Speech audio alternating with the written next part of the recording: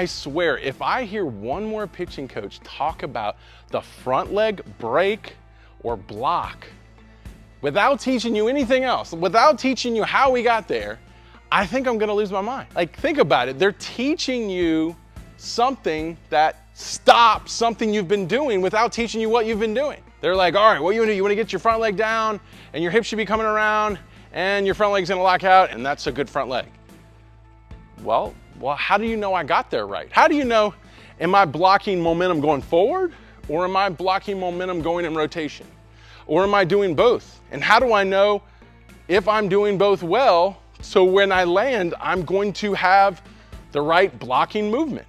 So if you see a coach coaching right out of the gate, the front leg mechanics, without teaching anything else, I would run. There's a good chance that guy has no idea what he's doing. He's just regurgitating something he saw. Because you have to learn, how do I get the momentum down the mound that I'm going to catch and break? And how do I make sure I get it where I'm going? Obviously, what I'm gonna have to do is I'm gonna have to push my hips forward. I'm gonna have to laterally push my hips to start that momentum.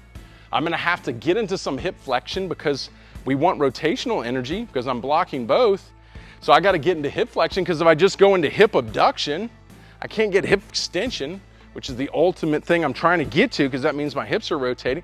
So I gotta make sure as my hips are going lateral, I'm also getting hip flexion. Also, I gotta get my shin down so I'm in position when I wanna open and drive. Now I've got good momentum going forward. I've got the pelvis coming around in rotation.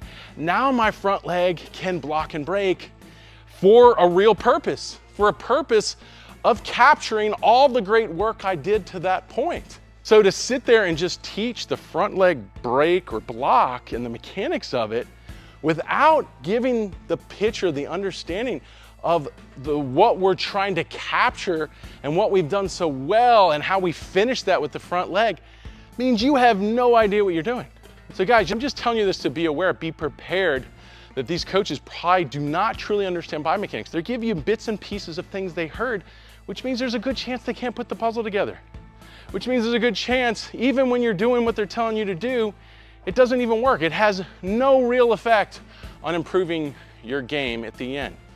That's why you really have to understand science, and you have to be careful of what you're just listening to when it comes to like what we call conventional wisdom.